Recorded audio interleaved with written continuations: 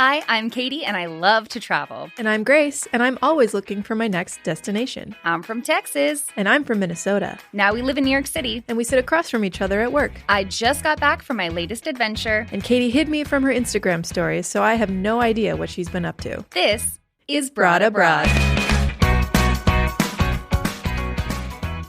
The last time we spoke, you told me all about Guatemala. You went to Lake Atitlan, Antigua. You did this incredible but also kind of disappointing overnight volcano hike. But I know you also went to another country on this trip. So where else did you go? So El Salvador is only an 11-hour bus ride or 1-hour flight from Guatemala City. Oh, okay. And while El Salvador wasn't necessarily super top of my list, I'm someone who just wants to go to as many countries as possible. And I was like, I could tack this on and do a week in El Salvador. Mm-hmm. So booked the flight, and I was feeling really, really nervous. Why were you nervous? So in 2015, El Salvador was the most dangerous country in the Western Hemisphere. Oh, my God. Okay. I had no idea. Yeah. The homicide rate was staggering, and it was all due to organized gangs. Oh, no. Okay. The two competing gangs are MS-13 and Barrio 18. And they made life a living hell for Salvadorians. Really? They created all of these invisible borders. You can't travel within El Salvador. Oh, no. You have to stay in your neighborhood. It was not petty crime. It was a lot of murder. And things became really unlivable, and a lot of Salvadorians fled the country. I believe there's about 3 million Salvadorians in the U.S., actually. Oh, wow. Yeah, things in 2015 really became unbearable, and the Salvadorians were completely fed up. So in 2019, they elected a new president, President Bukele. He's a young guy. I think he was in his 30s when he got elected, unlike the politicians that we go for in the U.S. Yeah. And he won by a landslide. He has very few opposers, and his whole thing was, I'm going to get rid of the corruption, and I'm going to get rid of the gangs. And people trusted that he could do that. People trusted him. Wow. He got elected and declared a state of emergency and told police, you can arrest anyone who's involved in a gang. Whoa. And put them in jail. Here's a clip from NBC News in 2022. The crackdown in response to one of the deadliest weekends in El Salvador. Authorities reporting 67 homicides in a single day, prompting a state of emergency that gave way to mass arrest and tougher punishment to gang members already behind bars. This week, President Bukele doubling down on his efforts. Ustedes desatan una ola de criminalidad y nosotros quitamos la comida en las cárceles. Threatening that any retaliation to the recent crackdown would lead to further punishment. And gang members are very easy to spot because they're all tattooed. They all have either 13 or 18 or some gang-related tattoo on them. Really? Okay. So they're allowed to stop any bus, go through all their things, strip them down. Oh, my gosh. Look for tattoos. Whoa. And so 60,000 arrests happened. Holy shit. It's something like 2% of the male population is incarcerated now. Oh, no. Well, I mean, I'm sure that's in some ways good for the crime rate, but also that I can't imagine the prisons are a good place to be. Oh, no. And some human rights people are worried, are these people, being arrested and having a fair trial? Yeah. It's heavy. And you'll hear me laughing during a lot of the interviews and while we talk about this because it is uncomfortable to talk about such serious things. Yeah. I am obviously a, white American from middle-class family. I've never experienced any sort of real violent crime. I've never been through anything like this. And so going to this country, I really wanted to learn as much as I could. And it gave me such an appreciation for where I come from. We're going to get into all of that very serious conversation. And it won't be me telling it because, I was only there for a week and learned as much as I could. I actually met a local named Hector who is going to tell us all about it a little bit later. Oh, cool. But for now, I'll tell you some of the cool, fun things that you can do in El Salvador as a tourist. Okay, great. I love that. So let's just start with the flight. How was that? The flight was super easy. With our flight, as soon as you get to the top, you're already on the way down. Okay, yeah. I flew Avianca, which is the budget airline. I flew to get to Guatemala. Okay. You land in El Salvador and you pay a $12 tourist entrance fee. Okay. As soon as we get out of the luggage area, there is a shrine to Bukele. Really? Yes. So people love him. People love him. Wow. There's a giant portrait of him in like this little blue little office space. And, there's a photo of his wife. And wow. as soon as I'm in El Salvador, we rent a car and I am just seeing police everywhere with these giant guns. Really? Yes. That's crazy. So that's like pretty standard just anywhere you go? Yeah. I mean, wow. They're on the beaches. They're in the supermarkets. Like, was this just in the touristy areas or do you think this is like everywhere? I think it's everywhere. Wow. The thing is, as a tourist, unless you have a tattoo that says 13 or 18, like they are not concerned with you. Okay. They're just there to make sure crime rate stays low, but they're not worried about speeding. We didn't talk to a single police officer. Like, they really are just there to make sure that the gang situation stays down. And the state of emergency, I believe, was supposed to be only 3 months, and now it's going on like over 2 years. They're still technically in a state of emergency. Wow. It's a weird thing to see people with such like visible guns. Like on one hand, it probably makes you feel a little safer, but on the other hand, it's like kind of unsettling, right? Really unsettling to see it on a beach. We stayed in this tiny little beach town called El Zonte, and every day around 7 p.m., like 6 police would come. Whoa. And initially we thought like, oh, maybe something's gone wrong. But no, they just kind of go around the country, sweep the perimeters, make sure everything's fine. Wow. Okay, so El Zonte, that's how you pronounce it, El Zonte? I think so, yes. Okay. So this was like a beach sort of town or a beach area? Yes, this was on the coast. Okay. So we land at the airport. I actually thought the airport was going to be in San Salvador, the capital, but it's actually not. It's kind of in the middle of nowhere. Oh. And then I think it was only like an hour and a half drive to El Zonte.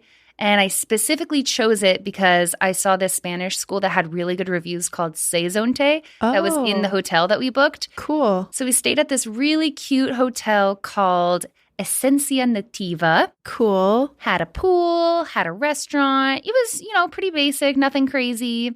Lots of stray dogs. But yeah, the people who worked at the hotel were super nice and the restaurant was pretty good. So Katie, how is your Spanish? I would say excelente. But let's ask our intern Lisbeth, who actually speaks Spanish. Lisbeth! Hola, Lisbeth. Hola, Katie. Do you like being an intern here at Gotham West Studios? I love it. I love being an intern here. My first internship. I really love podcasts, so it's pretty fun. I'm going to practice Spanish with you if that's all right. And I'm going to genuinely try my hardest. Okay. If you, for example, need to find your hotel and need to ask, like you're lost and you're like, hey, could you help me find directions? How would you ask a passerby? Disculpe. Hola, me llamo es Katie. Necesito ayuda porque yo no sé mi hotel. ¿Dónde está mi hotel? Mm. I mean, it was pretty good because I understood everything you were telling me. It's always just like a little bit of like the grammar. Mm-hmm. I probably would have been like, disculpa. Mm-hmm. Estoy un poco perdida. ¿Me puedes ayudar para buscar el hotel que me tengo que quedar? Mm-hmm. And that's the way I would have said it. You said it right. It was just like sometimes like certain phrases or words, the grammar is a bit off. Uh-huh. But you tried, so. Let's do restaurant. So let's pretend that you're my server and I want to order something. Yes. Hola. Hola, buenas. Buena. ¿Y tú? Buenas is like, it's kind of like a greeting. Oh, I see. Yes. So it's not like I'm asking you, how are you? Oh, okay. I got it. So if I was asking you how are you, I'd be like, oh, like, ¿cómo estás? Bien. ¿Y tú? Muy bien. Muchas gracias por preguntarme. ¿Y qué quieres ordenar? Sí. Listo. Yo quiero un sándwich con pollo, sin queso y papas fritas. Oh, ok. ¿Y quieres una bebida? Sí, yo quiero café con leche y un vaso de agua. ¿Y quieres ordenar algo más o eso es todo? Es todo. Gracias. De nada. Okay, that was pretty good. Yeah, it was pretty good. You did pretty good. Nothing I have to correct there. I would say people in Latin countries are typically friendlier. If you're passing someone on the sidewalk, would you typically say hola? Definitely. I feel like there, everyone is very like neighborhood. So like everybody knows each other. Everybody's like friends. So they're very like easy to approach. Mm-hmm. And they're very nice enough that they would say hi to you and they'll know if you're a tourist. So they'll like purposely try to like sell you stuff and just try to be friendly because they want you to come back. Mm-hmm. So yeah. Also in terms of like friendliness. So when I was in Thailand, I learned thank you, which is Kap Kun Ka. And I kept saying it when she brought water, brought the food. And then finally someone was like, you don't need to say thank you all the time, just at the end of the meal. Mm-hmm. Would you say people who speak Spanish, similar to English, tend to say por favor and gracias a lot or not so much? No, definitely they say it a lot. I mean, but they do it out of respect. Mm-hmm. At least I'm from Dominican Republic. Mm-hmm. And in my culture, especially people that are older than you, and just to be respectful to the other person, you always say thank you, please. And that's just being gracious to them. Do we need to be too concerned with usted? Yes. Really? And okay. usted is the equivalent to ma'am or sir? Yes. It's like when you're referring to someone that you're not very close to. Mm-hmm. So a stranger, a teacher, someone who's not your best friend or even sometimes family, that's when you use usted. They won't go on you about that because they probably know that you probably learned Spanish informally. So they're not going to be much like very concerned about it. But it's just a respectful thing to say it. I am assuming in the Dominican Republic there are a lot of slang words because when I took Spanish lessons in El Salvador, they told us all of these, like they have a different word for dogs. Yeah. I know for car, it's like coche or carro. And then they taught us chivo. Do you know what chivo means? Yes. Did they say chivo in Dominican Republic? Yes. So it's like cool. Wait. Okay. We don't say it. We don't use that word. But there's a similar translation to it. And chivo is when you're referring to a food item. It's like a type of meat. So that's why when you said, oh, do you know what that is? That's why I was like, yeah. But we don't use it as a expression of like, oh, like chivo. Like that's not, no. But El Salvador is a very different Spanish. I guess I feel like every Spanish, no matter where you're from, there are similarities, but they always have their own slangs or words. So I feel like I probably, for example, like when I was doing the videos for you, I did not understand a lot of the words from there because their Spanish is completely different from the Spanish that I learned. So I feel like when you're learning Spanish, it depends from what region you're learning it from. So it could be completely different to even a native Spanish speaker. And this could be just like a general statement. It's just that I feel like they're way more open to speaking to you in their language. Because to them, it's like, oh my gosh, you really want to learn about us and our culture. So it's very like, it's a nice thing.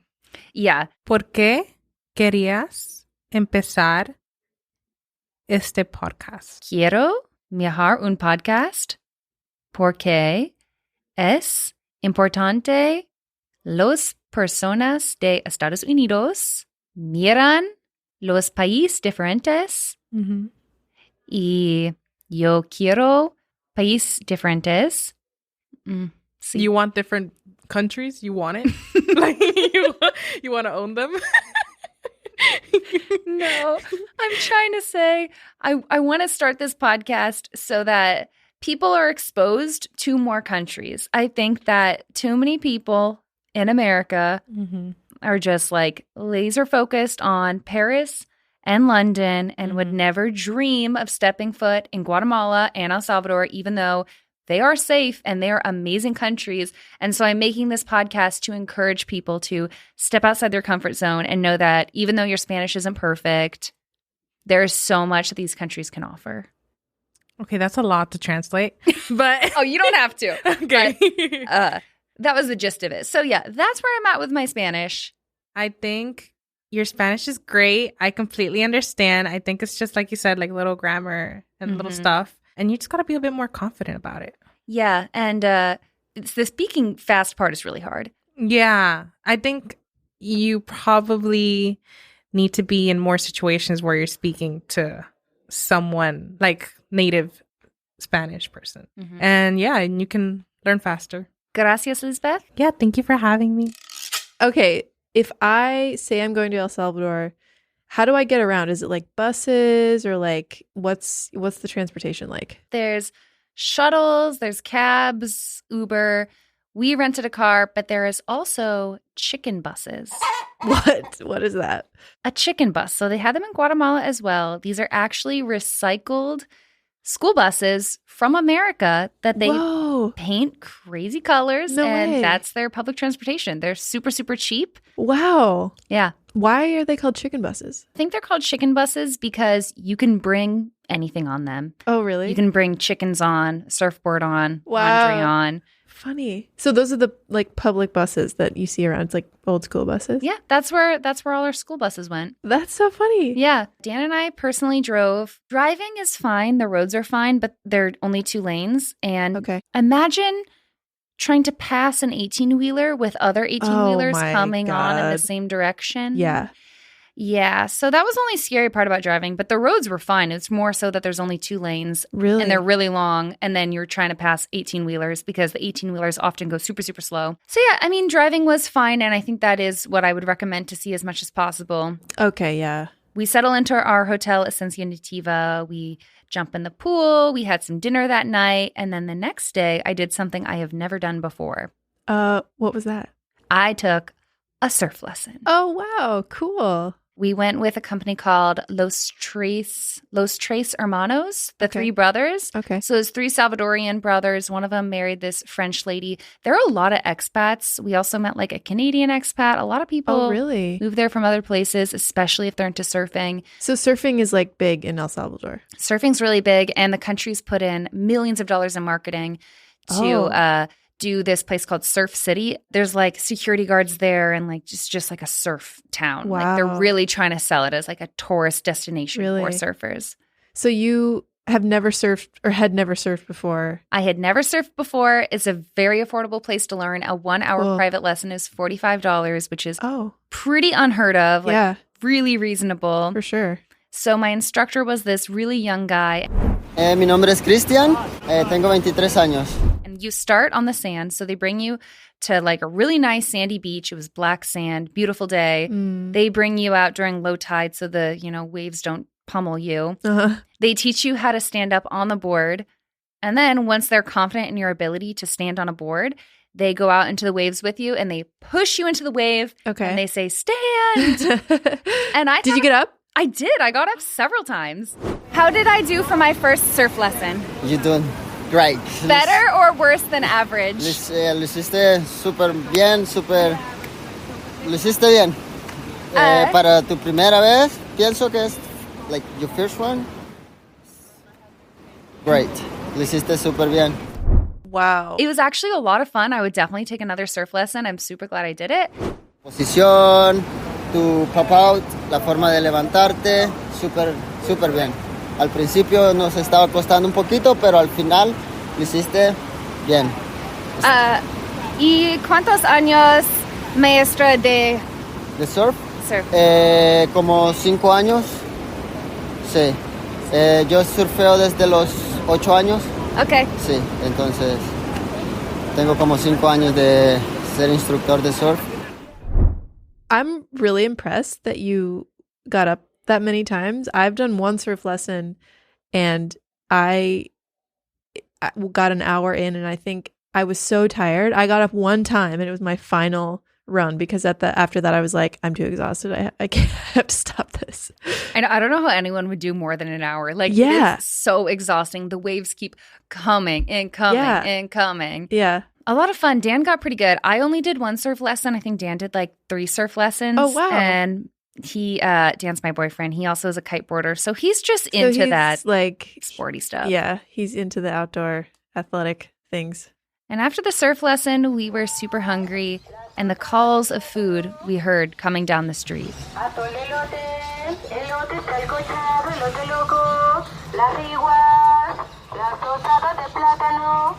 Aperol spritz and a blackberry margarita and a salmon poke bowl. That's pretty good. And pasta with meat. We had to try the national dish. Yeah. And it is not papusa, it is pupusa. Okay. How are they? Pupusas are delicious. It's like a Crunchwrap Supreme, but better. Oh my God, really? I am unfamiliar. You have to tell me what's in them. It's a corn flour pancake kind of, and you can put anything in them. Beans, rice, chicken, pork. I also really love the beef, and now we have revueltas coming, which is kind of the holy trinity of pupusas, if you will. Beef, cheese, and beans. And they're only $1 each, sometimes even cheaper. Whoa. And they're absolutely delicious. Are they like deep fried or something, or like just sort of rolled up? They're like round discs, and they cook them on a griddle. Okay. And they serve it with cortito, which is like a coleslaw. It's like cabbage and stuff like that, and then a salsa too. It was really funny, though, because the restaurant at our hotel wouldn't let us eat our to-go food by the restaurant patrons. Yeah. And so we ate it just like at a bench around the corner. Mm-hmm. And then so we're eating it, and then all of a sudden the server is like, I know. And we thought he was like really mad that we were eating to-go food on the property. Yeah. We're like, what? He's like, are you eating a pupusa with a fork? We're like, yeah. He's like, you can't do that. That's you hilarious. have to use your hands. You rip the pupusa, and then you dip it in the salsa, and you put the cortito on top. So he was like laughing so hard because I'd never had a pupusa before, and I tried to eat it with a fork and knife. You really embarrassed yourself. I really embarrassed myself. I think he thought it was cute, but he was also like shaking his head. Like, Yeah. oh my God. Okay, now we know for when we go in our this place in Brooklyn. No fork necessary. Okay. And then the next day I took Spanish lessons. My teacher's name was Giovanni. He was so nice. His rule was no English. Oh. If I didn't understand him, he would just say it slower in Spanish. Oh my God. Or in a more simple way in Spanish, which is really what I need. He was super awesome. And I asked him the first day, I was like, would you be in my travel podcast? I'm making a podcast about El Salvador. He said, I'll do it on our last day, but the interview has to be in Spanish. I love that energy. I kind of hate it, but also I'm probably like you. Like I just get too nervous, and I'll like, break my Spanish character like really fast unless somebody is like, no, forcing me to do it. Yeah. That's probably good. So the day came to interview Giovanni, who was my Spanish teacher.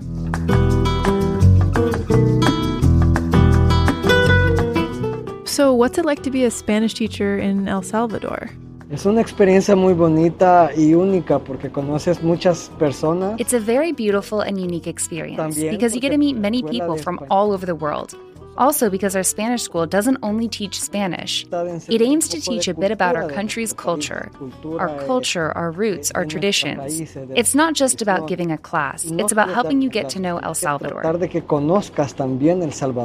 I then asked, what's the best way to learn Spanish? Okay, la mejor manera de aprender español es aprender de los nativos. Okay? Okay, the best way to learn Spanish is from the natives, okay? It's not the same to learn Spanish in a school. At S1-Ep, our classes are full immersion, which means not just attending class, but also talking with Salvadorian people, learning Salvadorian words, and understanding Salvadorian slang. Salvadorian slang consists of words that only exist in El Salvador. For example, sapote. Sapote means child. Those are words that are very difficult to hear in a school because they teach you grammar. However, we go much further. We are trying to teach Spanish in a totally different way, that you live with native people and that you learn Spanish from native people of El Salvador. Vamos tratando de enseñar español de una manera totalmente distinta, que tú convivas con personas nativas y que aprendas el español de personas nativas de El Salvador. I also asked Giovanni, do you use Bitcoin? Sí, ocupo Bitcoin. Por lo menos acá en el Zonte el Bitcoin se utiliza mucho. Bitcoin? Yes, I use Bitcoin. At least here in El Zonte, Bitcoin is used a lot. Most stores, restaurants, and hotels use Bitcoin to pay. And yes, I use Bitcoin a lot. We even charge classes with Bitcoin. It's very necessary. Cobramos clases con Bitcoin. Es muy necesario. Wait, they use Bitcoin in El Salvador? Yes, El Salvador was the first country in the world to make Bitcoin a legal tender, and they did that in September 2021. That's super interesting. And won't lie, I'm not really an expert on Bitcoin, but we will touch a bit more on it in the next episode. ¿Te sientes más seguro? I also asked Giovanni if he feels safe. Sí, muchísimo más seguro. Yes, much safer. Because today I can go somewhere, I can return home, and I feel safe. Yes, I can go anywhere. I also asked what changes he's seen in the last 10 years. ¿Cómo has visto cambiar a El Salvador en los últimos 10 años? Sí, El Salvador ha cambiado muchísimo, muchísimo. It has changed a lot, especially in terms of security. Security is now very, very, very good. We can go anywhere. We know we will be safe. And for security reasons, the other part has also come, which is tourism. Now the tourists have been coming to El Salvador and going anywhere, and it's safe.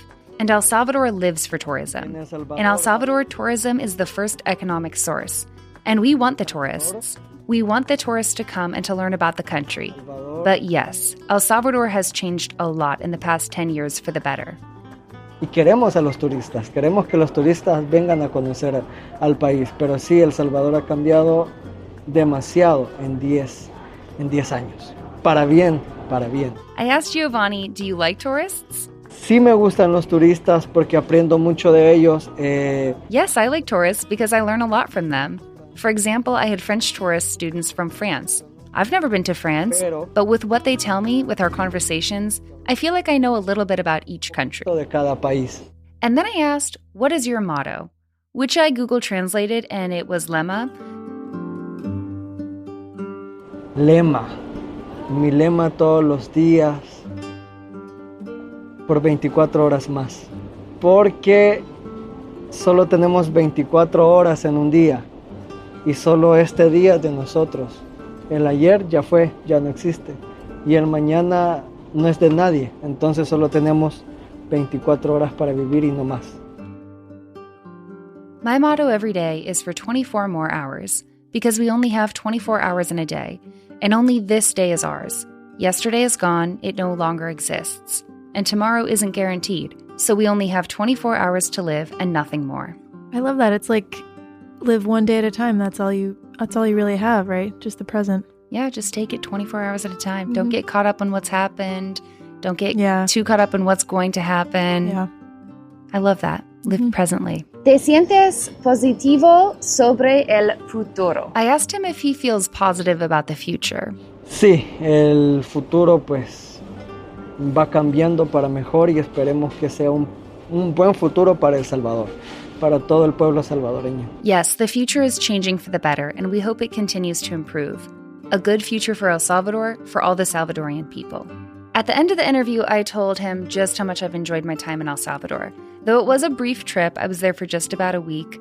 I love learning Spanish and I love learning to surf. Aprendo mucho español con tú y surf. Sí, gracias por visitar nuestro país. Es primera vez, ¿verdad? Yes, thank you for visiting our country. It's the first time, right? So thank you. We'll be waiting for you again soon. El Salvador is a small country, but it has many places you can visit and you'll love them. They call us the country of short routes, because in the morning you can be on a volcano, on a mountain where it's cold, but in the afternoon you can come to the beach to surf. So it's a small country, but with very good people, with culture, traditions, and places that are very, very beautiful. And thank you for coming to El Salvador. We hope you will come again. Lugares muy, pero muy bonitos. Y gracias por venir a El Salvador y te esperamos una próxima vez.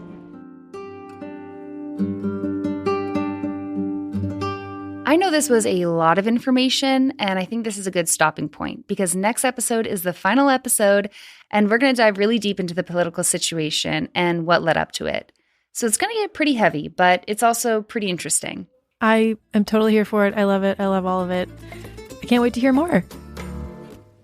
Broad Abroad is a production of Gotham West Studios. Hosted by Katie Yonner and Grace Heerman. Our executive producer is Tommy West. Dale Watts is our head of marketing. And our head of video is Kyle Bosch. Our graphic designer is the talented Bailey Crawford. Katie Yonner is our head of audio. Grace Heerman is our producer. And Lisbeth Henriquez is our intern. Follow Broad Abroad Podcast on all social platforms.